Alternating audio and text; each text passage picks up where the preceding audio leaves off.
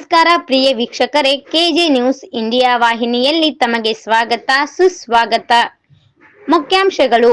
ಬೇಲೂರಿನಲ್ಲಿ ಸಿದ್ದರಾಮೇಶ್ವರ ಜಾತ್ರಾ ಮಹೋತ್ಸವ ಕಾರ್ಯಕ್ರಮ. ಜಾತ್ರೆ ಹಬ್ಬದ ನಿಮಿತ್ತ ಉಚಿತ ವೈದ್ಯಕೀಯ ತಪಾಸಣೆ ಮತ್ತು ರಕ್ತದಾನ ಶಿಬಿರವನ್ನು ಆಯೋಜಿಸಲಾಗಿತ್ತು. ವಾರ್ತೆ ವಿವರ. ಹುಲಸೂರು ತಾಲೂಕಿನ ಬೇಲೂರು ಗ್ರಾಮದಲ್ಲಿ ಶ್ರೀ ಸಿದ್ದರಾಮೇಶ್ವರ ಕಲ್ಯಾಣ ಮಂಟಪದಲ್ಲಿ ಬುಧವಾರ ಸಿದ್ದರಾಮೇಶ್ವರ ಯಾತ್ರೆಯ ಧಾರ್ಮಿಕೋತ್ಸವವನ್ನು ನಿವೃತ್ತ ನೀರಾವರಿ ಇಲಾಖೆ ಅಧಿಕಾರಿ ಶ್ರೀ ಮಲ್ಲಿಕಾರ್ಜುನ್ ಬುಂಗಿ ಅವರ ಶುಭ ಹಸ್ತಗಳಿಂದ ಉದ್ಘಾಟಿಸಲಾಯಿತು. ವಿದ್ಯಾರ್ಥಿಗಳು ನಿರ್ಲಕ್ಷ್ಯ ವಹಿಸದೆ ಕಠಿಣ ಪರಿಶ್ರಮ ವಹಿಸಿದರೆ ಮಾತ್ರ ಶೈಕ್ಷಣಿಕ ಪ್ರಗತಿ ಸಾಧಿಸಲು ಸಾಧ್ಯ ಎಂಬ ಅಭಿಪ್ರಾಯವನ್ನು ಅವರು ವ್ಯಕ್ತಪಡಿಸಿದರು. ಪೋಷಕರು ತಮ್ಮ ಮಕ್ಕಳ ಶಿಕ್ಷಣದತ್ತ ಗಮನ ಹರಿಸಬೇಕು ಮತ್ತು ವಿದ್ಯಾರ್ಥಿಗಳಲ್ಲಿ ಐಎಎಸ್ ಮತ್ತು ಐಪಿಎಸ್ ಆಗಬೇಕೆಂಬ ಬಲವಾದ ಆಸೆಯನ್ನು ಹುಟ್ಟುಹಾಕಬೇಕು ಎಂಬ ಆಶಯವನ್ನು ಅವರು ವ್ಯಕ್ತಪಡಿಸಿದರು. ನಮ್ಮ ಕಲ್ಯಾಣ ಕರ್ನಾಟಕವು ಹಿಂದುಳಿದ ಭಾಗವಾಗಿದ್ದು, ವಿದ್ಯಾರ್ಥಿಗಳು ಅದನ್ನು ನಿರ್ಲಕ್ಷಿಸದೆ ಕಠಿಣ ಪರಿಶ್ರಮದಿಂದ ಅಧ್ಯಯನ ಮಾಡಬೇಕು ಎಂಬ ಸಂದೇಶವನ್ನು ಅವರು ನೀಡಿದರು.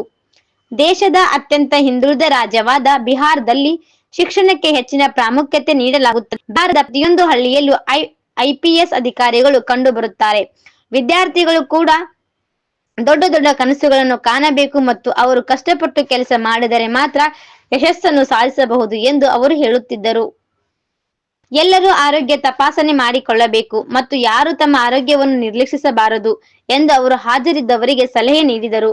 ಗ್ರಾಮದಲ್ಲಿರುವ ಶ್ರೀ ಸಿದ್ದರಾಮೇಶ್ವರ ದೇವಸ್ಥಾನವು ಪ್ರಾಚೀನವಾಗಿದ್ದು, ಗ್ರಾಮಸ್ಥರ ಅನುಕೂಲಕ್ಕಾಗಿ ಭವ್ಯವಾದ ಕಲ್ಯಾಣ ಮಂಟಪವನ್ನು ನಿರ್ಮಿಸಲಾಗಿದ್ದು, ಎಲ್ಲರೂ ಇದರ ಸದುಪಯೋಗವನ್ನು ಪಡೆದುಕೊಳ್ಳಬೇಕೆಂದು ಅವರು ಅಭಿಪ್ರಾಯ ವ್ಯಕ್ತಪಡಿಸಿದರು. ಬ್ರಿಮ್ಸ್ ಆಸ್ಪತ್ರೆಯ ಮುಖ್ಯ ಅಧಿಕಾರಿ ಡಾಕ್ಟರ್ ವಿಜಯ್ ಕುಮಾರ್ ಆತಪ್ಪ ಮಾತನಾಡಿ, ಜಾತ್ರೆ ಹಬ್ಬದ ನಿಮಿತ್ತ ಗ್ರಾಮದಲ್ಲಿ ಆರೋಗ್ಯ ತಪಾಸಣೆ, ಉಚಿತ ಆರೋಗ್ಯ ತಪಾಸಣೆ ಮತ್ತು ರಕ್ತದಾನ ಶಿಬಿರಗಳನ್ನು ನಡೆಸುತ್ತಿರುವುದು ಸಂತೋಷ ತಂದಿದೆ.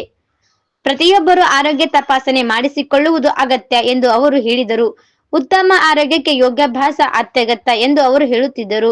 ದೇವಾಲಯ ಪಂಚ ಸಮಿತಿಯ ಅಧ್ಯಕ್ಷರಾದ ಪ್ರಕಾಶ್ ಮೆಂಡೋಲಿ ಅವರು ಪ್ರಸ್ತಾವನೆಯನ್ನು ಮಾಡಿ ಉಪಸ್ಥಿತರಿದ್ದ ಗಣ್ಯರನ್ನು ಸ್ವಾಗತಿಸಿದರು. Doctor Yuvaraj Biradar, doctor Pratap Biradar, doctor Eknath, doctor Sharanya Shilepete, doctor Ratna Ismail Patil, doctor Sachin Sulepetkar, Shivaraj Veerannavar ಕಾರ್ಯಕ್ರಮವನ್ನು ನಿರ್ವಹಿಸಿ ರಾಜಕುಮಾರ್ ಮಲ್ಲೆ ವಂದಿಸಿದರು. ಈ ಸಂದರ್ಭದಲ್ಲಿ ಬಸವ ಕಲ್ಯಾಣ ಅವರು ತಮ್ಮ ಕೃತಜ್ಞತೆಯನ್ನು ವ್ಯಕ್ತಪಡಿಸಿದರು.